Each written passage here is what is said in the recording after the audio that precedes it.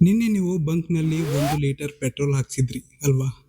ಅದರಲ್ಲಿ 200 milli litre ಪೆಟ್ರೋಲೇ ಅಲ್ಲ.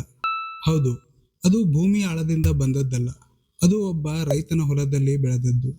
ನಿಮ್ಮ ಗಾಡಿ ಈಗ ಕಬ್ಬಿನ ಹಾಲು ಕುಡಿದು ಓಡ್ತಾ ಇದೆ ಅಂದರೆ ನಂಬ್ತೀರಾ? ಆ 200 ಮಿಲಿ ಲೀಟರ್ ಹೆಸರು ಎಥೆನಾಲ್. ಈ ವಿಡಿಯೋ ಪೂರ್ತಿ ನೋಡಿದರೆ ನಿಮಗೆ ಗೊತ್ತಾಗುತ್ತೆ. E20 ಅಂದರೆ ಏನು, ಅದು ಇಂಜಿನ್ ಒಳಗೆ ಹೇಗೆ ಕೆಲಸ ಮಾಡುತ್ತೆ, ನಿಮ್ಮ ಗಾಡಿ ಅದು ಒಳ್ಳೆಯದಾ ಅಥವಾ ಅಪಾಯನ, ಮತ್ತು ನಿಮ್ಮ ಹಳೆ ಬೈಕನ್ನು ಹೇಗೆ ಕಾಪಾಡಬೇಕು ಅಂತ. ಕೊನೆಯಲ್ಲಿ ಒಂದು ಟ್ವಿಸ್ಟ್ ಕೂಡ ಇದೆ. ಈ ಹೊಸ ಇಂಧನದ ಕತೆ ನೀವು ಅಂದುಕೊಂಡದಕ್ಕಿಂತ 100 ವರ್ಷ ಹಳೆಯದು. ಮೊದಲು ಬೇಸಿಕ್ಸ್. E20 ಅಂದರೆ 80% ಪೆಟ್ರೋಲ್ ಮತ್ತು 20% ಎಥೆನಾಲ್ ಮಿಶ್ರಣ. ಎಥೆನಾಲ್ ಅಂದರೆ ಒಂದು ರೀತಿಯ ಆಲ್ಕೋಹಾಲ್. ಇದನ್ನು ಕಬ್ಬು, ಮೆಕ್ಕೆಜೋಳ, ಅಕ್ಕಿ ಇಂತಹ ಬೆಳೆಗಳಿಂದ ತಯಾರಿಸುತ್ತಾರೆ. ಇ ಅಂದರೆ ಎಥೆನಾಲ್, 20 ಅಂದರೆ ಅದರ ಶೇಕಡಾವಾರು ಪ್ರಮಾಣ. ಅದೇ ರೀತಿ E10, E27, E85 ಸಂಖ್ಯೆ ಜಾಸ್ತಿ ಆದಷ್ಟು ಎಥೆನಾಲ್ ಜಾಸ್ತಿ. 2026 ಏಪ್ರಿಲ್ 1ರಿಂದ ಭಾರತದಲ್ಲಿ ಎಲ್ಲ ಪೆಟ್ರೋಲ್ ಬಂಕ್ಗಳಲ್ಲಿ ಸಿಗೋದು ಇದೇ E20. ಈಗ ಮೊದಲ ಟ್ವಿಸ್ಟ್. ಇಥೆನಾಲ್ ಹೊಸ ಆವಿಷ್ಕಾರ ಅಂದುಕೊಂಡಿದ್ದೀರಾ? ಖಂಡಿತ ಅಲ್ಲ.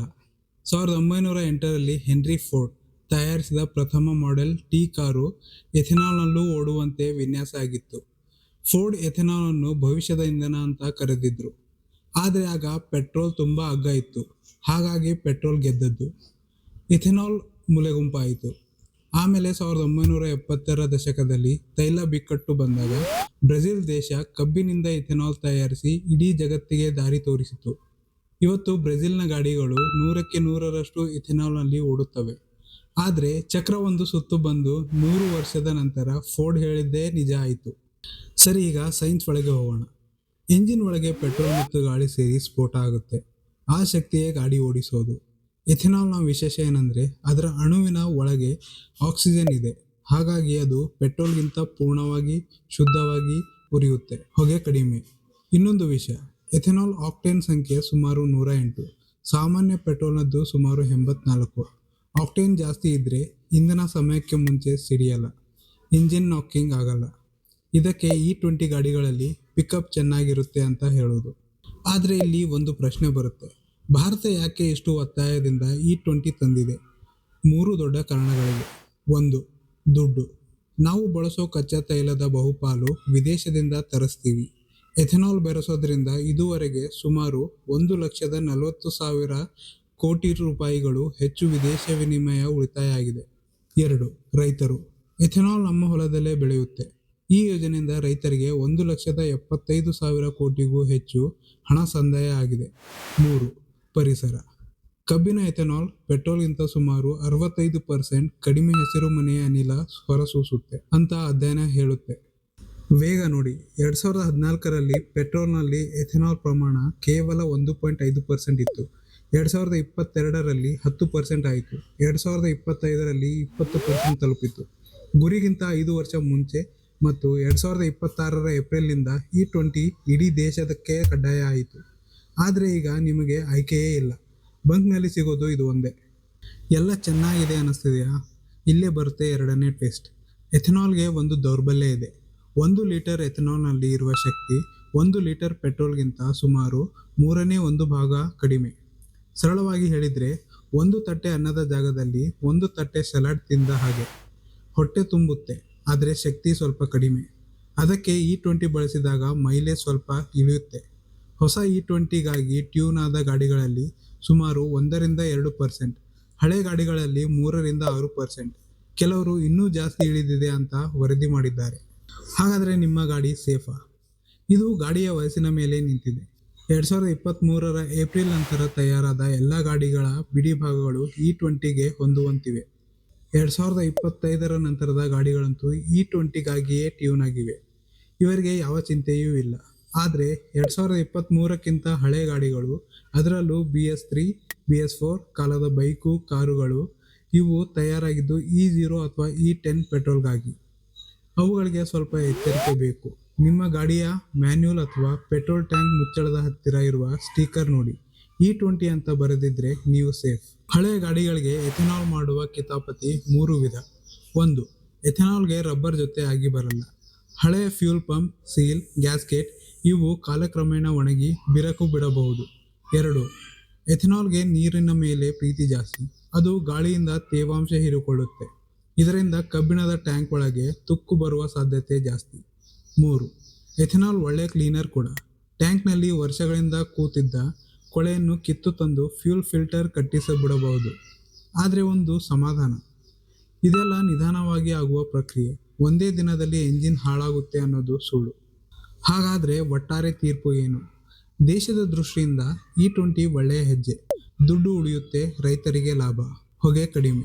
ನಿಮ್ಮ ದೃಷ್ಟಿಯಿಂದ ಹೊಸ ಗಾಡಿ ಇದ್ದರೆ ನಿಶ್ಚಿಂತೆಯಿಂದಿರಿ. ಹಳೆ ಗಾಡಿಯಾಗಿದ್ದರೆ ಗಾಬರಿ ಬೇಡ, ಆದರೆ ನಿರ್ಲಕ್ಷ್ಯನೂ ಬೇಡ. ಮತ್ತೆ ನೆನಪಿಡಿ, ಹೋಗಬೇಕಾ ಬೇಡವಾ ಅನ್ನೋ ಪ್ರಶ್ನೆಯೇ ಈಗ ಇಲ್ಲ. ಯಾಕಂದರೆ ಬಂಕ್ನಲ್ಲಿ ಸಿಗೋದೇ ಇದು. ಹಾಗಾಗಿ ನಿಜವಾದ ಪ್ರಶ್ನೆ, ಇದರ ಜೊತೆಗೆ ಜಾಣ್ಮೆಯಿಂದ ಬದುಕೋದು ಹೇಗೆ? ಅದಕ್ಕೆ ಈಗ ಬರುತ್ತೆ ಈ ವಿಡಿಯೋದ ಅತ್ಯಂತ ಮುಖ್ಯ ಭಾಗ, ಪ್ರಾಕ್ಟಿಕಲ್ ಟಿಪ್ಸ್. E20 ಜೊತೆಗೆ ಗಾಡಿಯ ಪರ್ಫಾರ್ಮೆನ್ಸ್ ಚೆನ್ನಾಗಿಡೋಕೆ ಮೊದಲ 3 ಟಿಪ್ಸ್. ಟಿಪ್ 1, ಟ್ಯಾಂಕ್ ಯಾವಾಗಲೂ ಅರ್ಧಕ್ಕಿಂತ ಜಾಸ್ತಿ ತುಂಬಿರಲಿ. ಟ್ಯಾಂಕ್ ಖಾಲಿ ಇದ್ದಷ್ಟು ಗಾಳಿ ಜಾಸ್ತಿ, ತೇವಾಂಶ ಜಾಸ್ತಿ, ತುಕ್ಕಿನ ಅಪಾಯ ಜಾಸ್ತಿ. ಟಿಪ್ 2, ಗಾಡಿಯನ್ನು ವಾರಗಟ್ಟಲೆ ನಿಲ್ಲಿಸಿಡಬೇಡಿ. ಎಥೆನಾಲ್ ಪೆಟ್ರೋಲ್ ಬಹಳ ದಿನ ಕೂತರೆ ನೀರು ಹೀರಿ ಹಾಳಾಗುತ್ತೆ. ವಾರಕ್ಕೊಮ್ಮೆ ಆದರೂ ಗಾಡಿ ಓಡಿಸಿ. ಟಿಪ್ 3, ಸರ್ವಿಸ್ ಸಮಯಕ್ಕೆ ಸರಿಯಾಗಿ ಮಾಡಿಸಿ. Air filter, spark plug, tyre ಗಾಳಿ ಇವು ಸರಿ ಇದ್ದರೆ ಮಾತ್ರ ಮೈಲೇಜ್ ಉಳಿಯುತ್ತೆ. ಇನ್ನು 3 ಟಿಪ್ಸ್. ಟಿಪ್ 4, ಮೊದಲ ಕೆಲವು ತಿಂಗಳು ಫ್ಯೂಲ್ ಫಿಲ್ಟರ್ ಬೇಗ ಬದಲಾಯಿಸಿ. ಎಥೆನಾಲ್ ಹಳೆಯ ಕೊಳೆ ಕಿತ್ತು ತರುತ್ತೆ ಅಂತ ಹೇಳಿದ್ನಲ್ಲ, ಸುಮಾರು 5,000 to 7,000 ಕಿಲೋಮೀಟರ್ಗೊಮ್ಮೆ ಫಿಲ್ಟರ್ ಚೆಕ್ ಮಾಡಿಸಿ. ಟಿಪ್ 5, ಗಾಡಿಯನ್ನು ನಯವಾಗಿ ಓಡಿಸಿ. ಒಮ್ಮೆ ಆಕ್ಸಲರೇಟರ್ ತಿರುಗಿಸೋದು, ಒಮ್ಮೆ ಬ್ರೇಕ್ ಹಾಕೋದು, ಇದು ಮೈಲೇಜ್ ದೊಡ್ಡ ಶತ್ರು. ಟಿಪ್ 6, ನಿಮ್ಮ ಕಂಪನಿ ECU ಅಪ್ಡೇಟ್ ಕೊಟ್ಟಿದ್ರೆ ಮಾಡಿಸಿ. ಇದು ಇಂಜಿನ್ನ ಮೆದುಳನ್ನು E20ಗೆ ಹೊಂದಿಸಿ ಪಿಕಪ್ ಮತ್ತು ಮೈಲೇಜ್ ಎರಡನ್ನೂ ಸುಧಾರಿಸಬಹುದು. ಈಗ ಅತಿ ಮುಖ್ಯ ಪ್ರಶ್ನೆ, ನಿಮ್ಮ ಬೈಕ್ E20ಗೆ ಹೊಂದದ ಹಳೆ ಗಾಡಿಯಾಗಿದ್ದರೆ ಏನು ಮಾಡಬೇಕು? ಮೊದಲನೆಯದಾಗಿ, ಮೆಕ್ಯಾನಿಕ್ ಹತ್ತಿರ ಒಮ್ಮೆ ಫ್ಯೂಲ್ ಸಿಸ್ಟಮ್ ಪೂರ್ತಿ ಪರೀಕ್ಷೆ ಮಾಡಿಸಿ. ರಬ್ಬರ್ ಪೈಪ್, ಸೀಲ್, ಗ್ಯಾಸ್ಕೆಟ್ ಗಟ್ಟಿಯಾಗಿದ್ದರೆ ಅಥವಾ ಬಿರುಕು ಇದ್ದರೆ ಅದನ್ನು ಎಥೆನಾಲ್ ನಿರೋಧಕ ಬಿಡಿ ಭಾಗಗಳಿಂದ ಬದಲಿಸಿ. ಇದು ದುಬಾರಿ ಅಲ್ಲ, ಎಂಜಿನ್ ರಿಪೇರಿಗಿಂತ ತುಂಬ ಅಗ್ಗ. ಎರಡನೆಯದಾಗಿ, ಟ್ಯಾಂಕ್ ಒಳಗೆ ತುಕ್ಕು ಇದೆಯಾ ಅಂತ ನೋಡಿ, ಇದ್ರೆ ಕ್ಲೀನ್ ಮಾಡಿಸಿ. ಮೂರನೆಯದಾಗಿ, ಬೇಕಿದ್ರೆ ಎಥೆನಾಲ್ಗಾಗಿ ಇರುವ ಫ್ಯೂಲ್ ಅಡಿಟಿವ್ ಬಳಸಬಹುದು. ಇದು ತೇವಾಂಶ ಮತ್ತು ತುಕ್ಕಿನಿಂದ ರಕ್ಷಣೆ ಕೊಡುತ್ತೆ. ಮತ್ತು ಕೊನೆಯದಾಗಿ, ಮೈಲೇಜ್ ಸ್ವಲ್ಪ ಇಳಿದ ತಕ್ಷಣ ಗಾಬರಿಯಾಗಿ ಗಾಡಿ ಮಾರಬೇಡಿ. ಸ್ವಲ್ಪ ಇಳಿಕೆ ಸಹಜ, ತುಂಬ ಇಳಿದಿದ್ದರೆ ಮಾತ್ರ ಮೆಕ್ಯಾನಿಕ್ ಹತ್ತಿರ ತೋರಿಸಿ. ಹಾಗಾದರೆ ಕತೆ ಇಲ್ಲಿಗೆ ಮುಗಿತಾ? ಇಲ್ಲವೇ ಇಲ್ಲ. E20 ಅನ್ನೋದು ಕೇವಲ ಒಂದು ನಿಲ್ದಾಣ. ಸರ್ಕಾರ ಈಗಾಗಲೇ E22, E25, E27, E30 ಈ ಹೊಸ ಮಿಶ್ರಣಗಳಿಗೆ ಮಾನದಂಡ ಪ್ರಕಟಿಸಿದೆ. ಮುಂದಿನ ವರ್ಷಗಳಲ್ಲಿ ಎಥೆನಾಲ್ ಪ್ರಮಾಣ ಹಂತ ಹಂತವಾಗಿ ಏರುವ ಸಾಧ್ಯತೆ ಇದೆ. ಅದರ ಜೊತೆಗೆ ಬರ್ತಿವೆ ಫ್ಲೆಕ್ಸ್ ಫ್ಯೂಲ್ ಗಾಡಿಗಳು. ಇವು E20ಯಿಂದ ಹಿಡಿದು 100ಕ್ಕೆ 100 ಎಥೆನಾಲ್ವರೆಗೂ ಯಾವ ಮಿಶ್ರಣದಲ್ಲಾದರೂ ಓಡಬಲ್ಲವು. ಬ್ರೆಜಿಲ್ನಲ್ಲಿ ಮಾರಾಟವಾಗುವ ಬಹುತೇಕ ಗಾಡಿಗಳು ಈಗಾಗಲೇ ಇಂಥವೇ. ಒಂದು ಕಡೆ ಎಲೆಕ್ಟ್ರಿಕ್ ಗಾಡಿಗಳು, ಇನ್ನೊಂದು ಕಡೆ ಎಥೆನಾಲ್. ಪೆಟ್ರೋಲ್ನ ಏಕಸ್ವಾಮ್ಯದ ಯುಗ ನಿಧಾನವಾಗಿ ಮುಗಿತಾ ಇದೆ. ಒಟ್ಟಿನಲ್ಲಿ ಕತೆ ಹೀಗಿದೆ, 100 ವರ್ಷದ ಹಿಂದೆ ಹೆನ್ರಿ ಫೋರ್ಡ್ ಕಂಡ ಕನಸು ಇವತ್ತು ನಿಮ್ಮ ಗಾಡಿಯ ಟ್ಯಾಂಕಿನಲ್ಲಿದೆ. ಪ್ರತಿ ಲೀಟರ್ನ ಆ 200 ಮಿಲಿಲೀಟರ್ ಅರಬ್ ದೇಶದ ತೈಲ ಬಾವಿಯಿಂದ ಅಲ್ಲ ಬಂದದ್ದು, ನಮ್ಮ ದೇಶದ ರೈತರ ಹೊಲದಿಂದ ಬಂದದ್ದು. ಹೊಸ ಗಾಡಿ ಇರುವವರು ನಿಶ್ಚಿಂತೆ, ಹಳೆ ಗಾಡಿ ಇರುವವರು ಸ್ವಲ್ಪ ಎಚ್ಚರಿಕೆ. ಅಷ್ಟೇ ಸೂತ್ರ. ನೀವು E20 ಬಳಸಿದ ಮೇಲೆ ಮೈಲೇಜ್ನಲ್ಲಿ ವ್ಯತ್ಯಾಸ ಆಗಿದೆಯಾ? ನಿಮ್ಮ ಅನುಭವವನ್ನು ಕಾಮೆಂಟ್ನಲ್ಲಿ ಬರೆಯಿರಿ. ನಿಮ್ಮ ಗಾಡಿ ಮತ್ತು ವರ್ಷ ಕೂಡ ತಿಳಿಸಿ. ಎಲ್ಲರಿಗೂ ಉಪಯೋಗ ಆಗುತ್ತೆ. ಇಂತಹ ಸೈನ್ಸ್ ವಿಷಯಗಳು ಕನ್ನಡದಲ್ಲೇ ಬೇಕು ಅಂದರೆ ಸಬ್ಸ್ಕ್ರೈಬ್ ಮಾಡೋದನ್ನ ಮರಿಬೇಡಿ.